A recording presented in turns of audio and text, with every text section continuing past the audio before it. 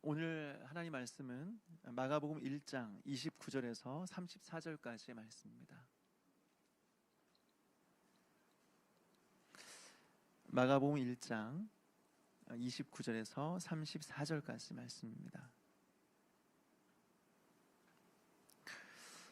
저와 여러분 한 절 우리 교독하겠습니다. 저부터 읽겠습니다.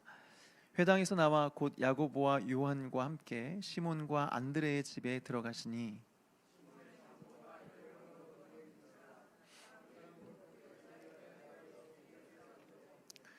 나아가사 그 손을 잡아 일으키시니 열병이 떠나고 여자가 그들에게 수종드니라.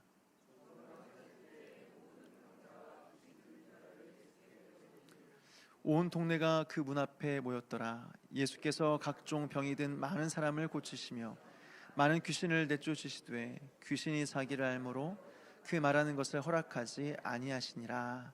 아멘. 한번 기도하겠습니다. 하나님 아버지, 수요일 밤 하나님 앞에 예배하기 위하여서 모인 자들을 기억하옵소서. 그리고 이 말씀 앞에 섰사온데 듣는 마음과 깨닫는 은혜를 우리 가운데 허락하여 주셔서 오늘 이 말씀을 붙들고 또 우리가 무엇을 바라보며 또 무엇을 결단하며 순종해야 될지를 마음 깊이 새기며 말씀을 따라 주님을 따라 살아가는 우리 모두가 될 수 있도록 도와주시옵소서. 감사를 드렸고 예수님의 이름으로 기도하옵나이다. 아멘. 오늘 우리가 함께 읽은 이 본문은요, 예수님께서 베드로의 집에 방문하여서 베드로의 장모의 병을 낫게 해주시는 그런 내용입니다. 이 짧은 본문 안에서 우리가 알 수 있는 몇 가지 정보들이 있는데요, 첫째로 시몬과 안드레가 같은 집에서 살고 있고, 또 다른 성경을 참고해 보면 이 둘은 친형제다라는 사실을 알 수 있습니다. 그러니까 친형제가 함께 예수님의 12제자에 속했다는 것을 먼저 알 수 있는 거죠. 둘째로 베드로에게는 장모가 있었다라고 하는 것입니다. 이것은 베드로가 결혼을 했고 아내가 있었다는 의미겠죠. 그리고 아내와 장모와 함께 같은 집에서 살고 있었다는 사실을 알게 됩니다. 세 번째로 시몬 베드로의 장모가 지금 열병에 걸렸습니다. 그런데 타고난 주석가 핸드릭슨에 의하면 시몬의 장모가 오랫동안 열병에 고생하고 있었던 것이 아니라 최근 며칠 사이에 열병에 걸렸다고 그렇게 기록하고 있습니다. 그래서 오늘 예수님은 이 소식을 듣고 제자들과 함께 베드로의 집을 방문한 거죠. 이것이 오늘 이 본문의 배경입니다. 이 본문이 오늘 우리에게 주는 메시지가 무엇일까 좀 살펴보았으면 좋겠는데요, 첫째로 장소가 중요한 것이 아니라 예수님과 함께하는 것이 중요하다라고 하는 겁니다. 그 당시 사람들의 생각이 무엇이냐면 성전이나 회당 이런 곳은 거룩한 곳이고 집은 천한 곳이다, 더러운 곳이다, 이런 생각이 있었습니다. 이런 기준으로 본다면 예수님은 방금 전까지 회당에 계시다가 이제 베드로의 집으로 들어오신 것이죠. 그러니까 방금 전까지는 거룩한 곳에 계시다가 이제는 더럽고 추한 곳으로 자리를 옮기신 겁니다. 근데 과연 이게 맞을까요? 방금 전까지 예수님께서 계셨던 회당을 한번 보십시오. 앞에 보게 되면 그곳에 누가 있었는가? 바로 더러운 귀신 들린 사람이 있었습니다. 사람들이 가장 거룩하다고 생각했던 그곳에 더러운 귀신이 역사하고 있었다라고 하는 것입니다. 그뿐만이 아니죠. 예수님의 권능 있는 말씀이 선포가 되었지만 여러분, 사람들의 반응은 어땠습니까? 많은 사람들이 예수님의 그 권능 있는 말씀에 다 감탄했습니다. 그런데 예수님을 따르기로 결단한 사람은 아무도 없었다라고 하는 것입니다.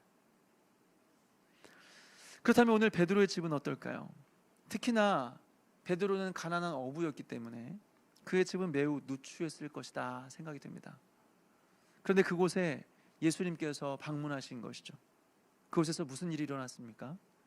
시몬의 장모의 병이 낫게 되는 역사가 일어났고 예수님을 향한 장모의 바른 신앙 고백과 헌신과 섬김이 있었다라고 하는 겁니다. 여러분, 이것은 무엇을 보여주는 것일까요? 장소가 중요한 것이 아니라 우리의 인생에 누구와 함께 있는가, 이것이 중요하다라고 하는 것입니다. 다시 말해서 우리가 어디에 있든지 예수님과 함께 있는 것이 중요하다라고 하는 것입니다. 우리가 아무리 거룩한 곳에 있다고 할지라도 여러분, 예수님과 함께 없다고 한다면 그곳에서는 어둠의 세력이 역사하는 것입니다. 수많은 유혹과 시험이 있는 것입니다. 실패와 좌절과 넘어짐이 있는 것입니다. 반대로 우리가 어느 곳에 있든지 예수님과 함께 있다고 한다면 그곳이 어디든지 그곳은 하나님 나라인 겁니다. 다시 말해서 주 안에서 치유와 회복과 헌신과 섬김과 변화가 일어난다라고 하는 것이죠. 그래서 우리가 오해하지 않았으면 좋겠습니다. 이런 말을 들으면 꼭 이런 식으로 생각하시는 분들이 있어요. 장소가 중요한 게 아니래. 꼭 교회 안 나가도 된대. 하나님은 어느 곳에나 계시니까 굳이 교회 가서 예배 안 드려도 된대. 여러분, 이렇게 적용하면 될까요, 안 될까요? 잘못된 예죠. 잘못된 적용의 예입니다. 하나님께서는 교회를 만드시고 사람들로 하여금 교회에 모이게 하셨는데 이것은 이유가 있어서 그런 것입니다. 첫째는 하나님께 예배하기 위함이죠. 사실 우리 한 사람 한 사람이 교회입니다. 우리는 교회로서 우리 이 땅을 살아가는 것입니다. 그러나 교회들이 교회로서 모여야 되는 이유가 무엇이냐? 함께 모여서 하나님을 예배하기 위함입니다. 물론 하나님은 한 사람이 예배를 드려도 영광을 받으시죠. 그렇지만 하나님은 더 많은 사람들이 모여서 온 마음을 다 예배드릴 때 더 큰 영광을 받으시는 것입니다. 이렇게 우리는 예배하기 위해서 모인다라고 하는 것이죠. 둘째로 성도의 공동생활을 위해서 모이는 것입니다.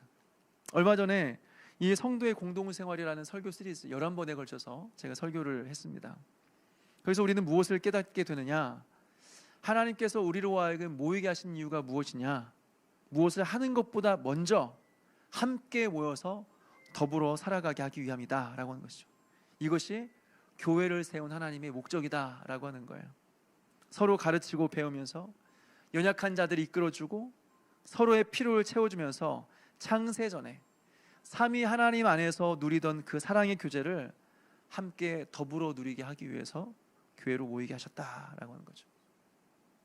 여러분, 따라서 장소가 중요하지 않다는 것을 교회 안 와도 된다 이런 식으로 해석하면 안 됩니다. 핵심은 우리가 어느 곳에 있든지 예수와 함께 있는 것이 중요한 것이구나, 이것을 우리의 삶에 적용해야 된다라고 하는 것이죠. 여러분, 찬송가에 보게 되면 주 예수와 동행하니 그 어디나 하늘나라 라는 찬송가의 가사가 있습니다. 제가 참 좋아하는 그런 찬송가이고 참 좋아하는 가사입니다. 주 예수와 동행하니 그 어디나 하늘나라. 여러분, 예수님과 함께라면 그 어느 곳에서도 우리는 살아갈 수 있는 것입니다. 아무리 힘들고 괴로운 길을 걸어간다고 할지라도 예수와 함께라면 그곳에서 변화와 치유와 회복의 역사가 일어나는 것입니다. 그래서 그곳이 천국이 되는 것이죠. 우리가 어느 곳에 있든지 늘 주님과 동행하는 축복이 저와 여러분에게 있게 되기를 주님의 이름으로 축원합니다. 둘째로 이 본문이 우리에게 가르쳐주는 메시지는요, 예수 그리스도를 깊이 경험해야 된다라고 하는 것입니다. 예수를 깊이 경험해야 된다라고 하는 것입니다. 보십시오. 예수님은 열병에 걸려 누워있는 베드로의 장모에게 가셨습니다. 그리고 그 여인의 손을 잡아서 일으키셨습니다. 여기서 잡아 일으키다라고 하는 표현이 성경의 다른 곳에서 많이 나오게 되는데요, 야이로의 딸이 죽었을 때 예수님은 죽은 그 딸아이의 손을 잡아서 일으키셨습니다. 또 예수님께서 십자가 위에서 죽으셨을 때 하나님은 예수 그리스도를 죽음에서 잡아 일으키셨습니다. 또 구약을 보게 되면 영적으로 무너진 이스라엘 백성들을 하나님께서 회복하실 때 이런 식으로 표현했습니다. 잡아 일으켜 주셨다. 이스라엘 백성들을 잡아 일으켜 주셨다라고 표현하고 있습니다. 이처럼 손을 잡아 일으키시다라고 하는 표현은 단순히 손을 잡았다, 그래서 누워있는 사람을 일으켜서 앉게 만들었다, 이 이상의 의미가 있다는 것입니다. 하나님께서 손을 잡아서 일으키셨다, 예수님께서 손잡아 일으키셨다라고 하는 이것은 하나님의 임재를 보여주는 것입니다. 하나님의 권능이 임했다고 하는 것을 보여주는 것입니다. 그래서 육적인 부분만 회복하신 것이 아니라 영적으로 무너진 사람들의 마음과 영혼을 전 인격적으로 회복시키셨다라고 하는 그런 의미인 것이죠. 오늘 베드로의 장모가 이것을 경험한 것입니다. 예수 그리스도의 방문과 예수님께서 그녀의 손을 잡아 일으키신 이 사건을 통해서 전 인격적인 예수님과의 만남과 회복을 경험하게 되었다라고 하는 것입니다. 여러분, 이것이 왜 중요할까요? 이제까지 베드로의 장모는 이미 베드로를 통해서 혹은 동네에 퍼진 소문에 의해서 예수님이 어떤 분이신지는 알고 있었습니다. 그렇지만 오늘 예수님과의 개인적인 만남은 처음이었습니다. 예수님께서 이 여인의 손을 만져주시고 일으켜주신 이 인격적인 경험은 처음이었습니다. 그런데 예수님께서 만져주시자 무슨 일이 일어났습니까? 오늘 예수님의 개인적인 방문과 만져주심을 통하여서 예수 그리스도에 대한 잊을 수 없는 경험을 마음에 새기게 되었다라고 하는 것이죠. 그래서 거룩하신 하나님이 되신 그 예수 그리스도 앞에 이 여인이 엎드리게 되었다라고 하는 것입니다. 여러분, 우리는 어떻습니까? 우리도 사람들에게 들어서 아는 그 예수님에 대해서는 알고 있을 것입니다. 또는 설교자를 통해서 알게 된 그 예수 그리스도에 대한 지식은 들어 알고 있을 것입니다. 그래도 불구하고 왜 우리의 삶이 변화가 안 될까요? 왜 예수 그리스도의 은혜와 회복이 우리의 마음 깊이 경험되지 않는 것일까요? 누군가에게 들어서는 알고 있지만 개인적으로는 경험한 적이 없기 때문에 그렇습니다. 그러니까 늘 피상적이고 추상적인 신앙생활을 할 수밖에 없다라고 하는 것이죠. 사랑하는 여러분, 누추한 베드로의 집에 방문하신 예수 그리스도, 낮고 천한 이 땅에 비천한 인간의 몸을 입고 이 땅에 오셔서 임마누엘 하신 그 예수 그리스도께서 오늘 우리의 마음에 오셔서 베드로의 장모가 경험했던 그 특별한 체험, 우리의 몸과 영혼을 회복하시고 새롭게 하시는 그 은혜가 우리 모두에게 있게 되기를 주님의 이름으로 축원합니다. 마지막으로 예수님을 만난 자의 온전한 반응은 그리스도를 섬기는 것이다 라는 사실을 우리는 배우게 됩니다. 오늘 예수님을 만난 이 여인의 반응에 좀 주목해 보았으면 좋겠는데요, 성경에 보니까 예수님께서 베드로의 장모의 손을 잡아 일으키자 그 여인은 예수님께 수종들었다, 예수님께 수종들었다, 이렇게 표현하고 있습니다. 이것은 두 가지를 우리에게 말해주고 있는데요, 첫째로 예수님의 치료가 얼마나 완벽한가라는 것을 보여줍니다. 한번 보십시오. 예수님께서 손을 잡아 일으키시자 열은 내렸지만 아직 기운을 차릴 정도는 아니었다, 그렇게 말하지 않았습니다. 예수님께서 고치시자 어려운 고비는 넘겼지만 아직 회복의 시간이 많이 필요했다더라, 이런 말이 기록되어 있지 않습니다. 곧바로 활동할 수 있는 기력을 되찾아서 예수님을 섬겼을 뿐만 아니라 이후의 본문을 보게 되면 자신의 집에 찾아온 수많은 병자들을 예수님께서 고치실 때 그 옆에서 돕는 역할을 하였다라고 하는 것입니다. 무엇을 깨닫게 돼요? 세상이 주는 모든 것들은 완전하지도 않고 그렇다고 영원하지도 않습니다. 그렇지만 예수님으로부터 오는 은혜와 치유는 완전하고 온전한 것이죠. 또 세상의 것들은 아무리 좋은 것이라고 할지라도 많으면 많을수록 부작용이 있죠. 그렇지만 예수님께로부터 오는 것들은 아무리 많은 것을 우리가 갖게 된다고 할지라도 부작용이 없다라고 하는 것입니다. 이것이 바로 예수님을 통해 우리에게 주어지는 은혜와 회복이다라고 하는 것입니다. 둘째로 예수님의 은혜를 경험한 자의 마땅한 반응이 무엇인지 보게 되는데요, 본문에 보니까 이 여인이 회복되자 그녀는 망설이지 않고 계산하지 않고 곧바로 예수님께 나아가 수종들었습니다. 여기서 수종들다라고 하는 말은 디아코네오라는 말로요, 섬기다라는 말입니다.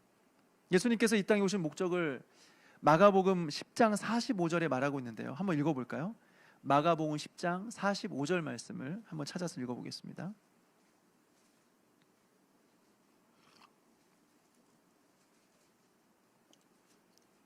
예수님께서 이 땅에 오신 목적에 대해서 말하는 내용입니다. 마가복음 10장 45절 같이 읽겠습니다. 시작.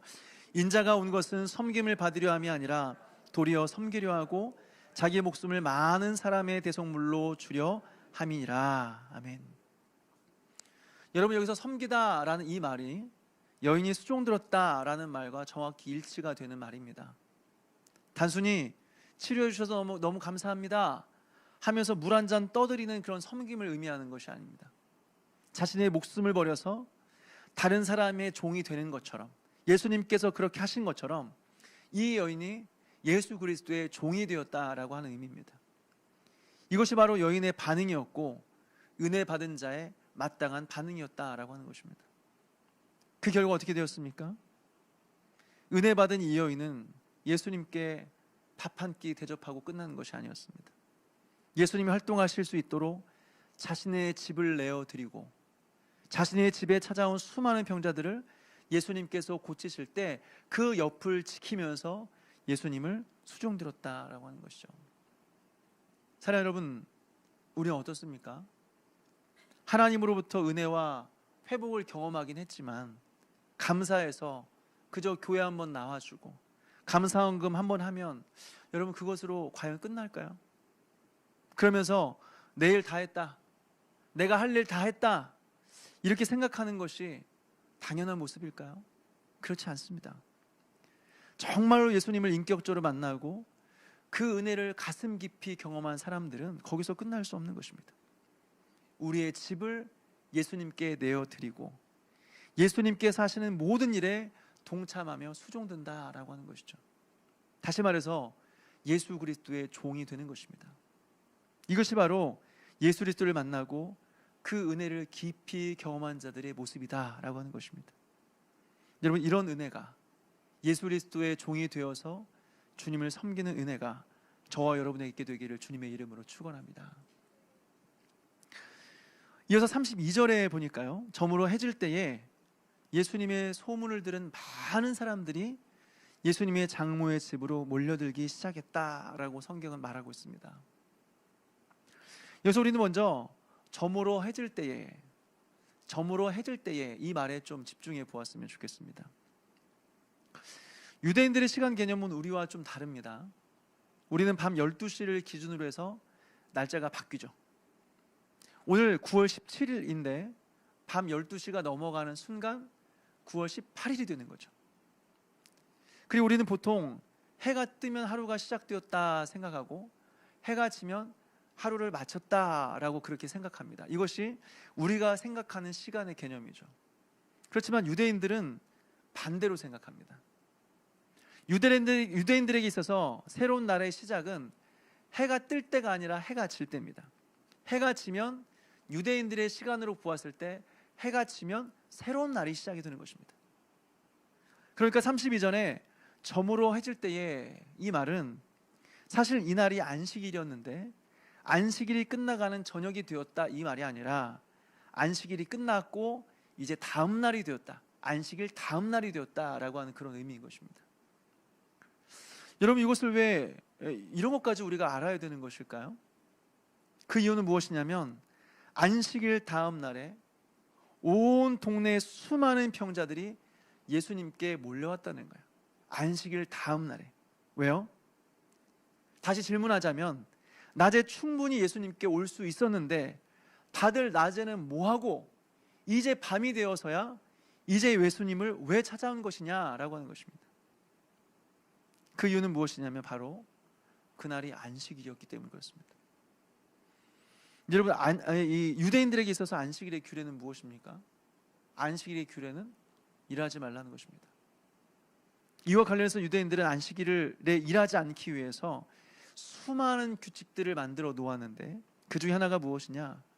일정 거리 이상을 걷지를 못했습니다. 왜냐하면 그것도 일이라 하고 생각하기 때문에 그렇습니다. 그러니까 돌아다닐 수가 없는 거예요, 집 밖으로.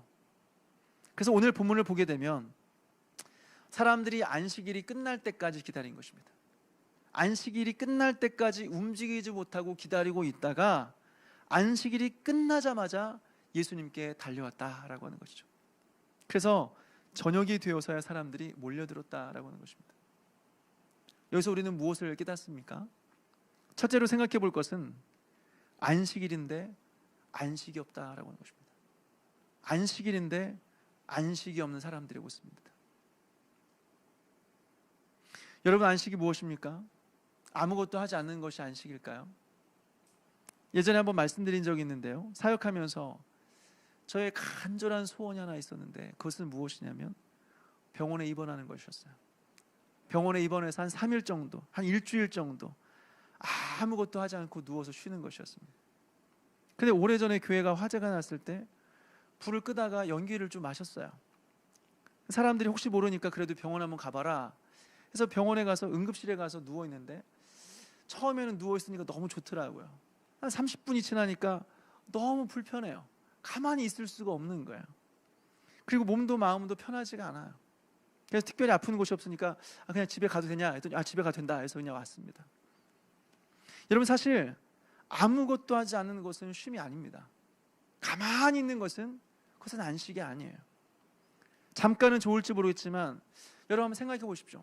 아무것도 하지 않고 움직이지 않고 평생을 살아가야 된다? 이것은 고문이지 안식일 수 없는 것입니다. 안식은 가만히 있다고 오는 것이 아니에요. 그럼 안식이 무엇이냐? 안식은 아무런 고통도 없고 걱정도 없고 근심도 없는 상태입니다. 모든 것이 완벽한 상태가 안식입니다. 모든 것이 제자리로 돌아오는 것, 하나님께서 정해놓으신 자리에서 평안을 누리는 것이 안식이다라고 하는 것이죠. 우리는 비로소 거기서 안식을 누리고 그리고 쉼을 누리게 되는 것입니다. 그런데 오늘 이스라엘 백성들은 어떻습니까? 안식일이었어요. 그날 하루 종일 아무것도 하지 않고 안식을 지켰습니다. 나름대로 율법에 기록된 모든 것을 다 지킨 것입니다. 그런데 어때요? 그들의 문제가 해결이 안 됐어요. 그래서 모든 것이 완벽한 상태에 있게 되지 않았다라고 하는 것이죠. 여전히 문제가 있었고, 또 육체의 고통이 있었고, 또 그것 때문에 말할 수 없는 그런 괴로움이 있었습니다. 그냥 참고 살만한 것이 아니라 안식일이 끝나자마자 예수님께 달려와야 될 정도로 굉장히 고통스럽고 괴로운 상황이었다라고 하는 것이죠. 이것이 바로 이스라엘 백성들의 형편이었습니다. 두 번째로 우리는 여기서 종교 지도자들의 무능에 대해 생각해 보게 됩니다. 오늘 본문을 보니까 수많은 사람들이 예수님을 만나기 위해 찾아왔습니다. 이 사람들은 몸이 병들었고 그래서 괴로움과 고통 가운데 살아가는 사람들이었습니다. 그런데 생각해 보십시오. 이미 그들에게는 수많은 종교 지도자들이 있었습니다. 물론 종교 지도자들이 그들의 질병까지 치료할 수는 없었죠. 그렇지만 그들의 아픔을 돌보아주고 위로해 주어야 될 책임 있는 사람들이 바로 종교 지도자들이었습니다. 그런데 그들은 뭐 하고 있었어요? 괴롭고 병들어 있는 그런 사람들을 돌봐주고 위로해 주는 것이 아니라 오히려 수많은 율법의 짐들을 지우고 더 괴롭혔죠. 그리고 그들의 문제와 고통에는 아무런 관심을 갖지 않았죠. 그래서 예수님은 다른 성경을 보니까 몰려드는 이스라엘 백성들을 바라보시면서 뭐라고 말씀하시느냐? 목자 없는 양과 같이 고생하고 기진함이라. 목자 없는 양과 같이 고생하고 기진함이라. 이것이 바로 이스라엘의 형편이었습니다. 여기서 우리는 무엇을 깨닫습니까? 목자 없는 양들의 피곤하고 기진한 인생입니다. 목자를 멀리 떠난 양들의 궁핍하고 비참한 인생입니다. 여러분, 우리는 어느 누구도 예수 그리스도를 떠나서는 살 수가 없습니다. 종교 지도자들조차도 이스라엘 백성들의 문제를 해결해 줄 수 없었습니다. 오히려 그들에게 무거운 짐을 지우고 더 괴롭힐 뿐이었습니다. 예수님 외에는 여러분 어느 누구도 우리의 인생을 책임져 주거나 우리의 문제를 해결해 줄 수 없는 것입니다. 마지막으로 살펴보고 싶은 것은 예수님을 찾아온 모든 사람들이 그들의 각종 질병들을 고치신 예수님에 대해서 생각해 보고자 합니다. 예수님께서는 찾아온 모든 사람들의 문제를 해결해 주시되 다양한 모든 문제들을 다 해결해 주셨습니다. 오늘 성경을 보니까 예수님께서 각종 병이 든 많은 사람들을 고치시며 많은 귀신을 내쫓으시되 이렇게 말하고 있습니다. 그래서 우리는 무엇을 깨닫습니까? 우리 예수님은 한 가지 분야만 전문적으로 다루시는 분이 아니시다라고 하는 것입니다. 뭐 위암 전문, 갑상선 전문 이런 분이 아니시라는 것입니다. 우리의 모든 문제를 다 해결할 수 있는 분이시다라고 하는 것이죠. 다시 말해서 우리의 모든 문제는 오직 예수 그리스도를 통해서만 해결될 수 있는 것입니다. 예수 그리스도를 믿음으로만 우리의 인생의 근본적인 문제가 해결될 수 있다라고 하는 것이죠. 이것은 단순히 예수님께서 우리의 도깨비 방망이라는 것이 아닙니다. 우리의 소원을 말하기만 하면 우리의 모든 소원을 다 들어줄 수 있는 그런 분이시다, 이런 의미가 아닙니다. 결국 우리의 고통의 문제는 죄의 문제고, 이 죄의 문제를 해결할 수 있는 분은 오직 예수님밖에 없다라고 하는 이런 의미인 것이죠. 우리가 우리의 죄를 인정하고 하나님의 긍휼을 구하며 예수님 앞으로 나아오기만 한다면 예수님은 우리의 모든 근본적인 문제를 다 해결할 수 있다라고 하는 것입니다. 그리고 우리를 온전하게 하실 수 있다라고 하는 것입니다. 그런데 문제가 무엇입니까? 문제가 아니라 문제가 있는데도 불구하고 예수님께 안 나오는 거예요. 문제가 있고 예수님을 찾아야 되는데 예수님께 나오질 않는 거예요. 자기 나름대로 고민을 하는데 그것을 가지고 예수님께는 안 나오는 것입니다. 여러분, 이것은 무엇을 보여주는 것일까요? 예수님께서 우리의 모든 문제를 해결해 줄 수 있다라고 하는 믿음이 없다는 것을 보여주는 것입니다. 여러분, 우리가 짊어지고 가는 대부분의 짐들은 그 어느 누구도 대신 짊어질 수 없는 것들입니다. 나의 문제를 아무리 사람들에게 말을 한다고 할지라도 그 고통과 아픔에 대해서 100% 이해하고 공감할 수 있는 사람은 이 세상에 아무도 없습니다. 아무도 우리를 100% 이해하고 공감해주고 우리의 문제를 해결해 줄 수 없습니다. 어느 누구도 그렇게 할 수 없습니다. 이것을 알매도 불구하고 우리는 어떻습니까? 끊임없이 사람을 찾습니다. 끊임없이 사람을 의지합니다. 끊임없이 방법을 찾습니다. 여러분, 바보 같은 생각입니다. 사랑 여러분, 이 문제를 예수님께 가지고 나오십시오. 그리고 그분 앞에 내어놓고 그분께 맡기십시오. 그러면 우리 주님께서는 우리의 간구를 들으시고 고쳐주시고 회복시켜 주시는 것입니다. 그렇게 우리 예수님만 의지하며 살아가는, 우리의 모든 문제를 해결할 수 있는 그 예수님께 나아가 그분을 의지하며 그분과 동행하며 살아가는 그런 축복이 우리의 모든 인생 가운데 함께 하시기를 주님의 이름으로 축원합니다.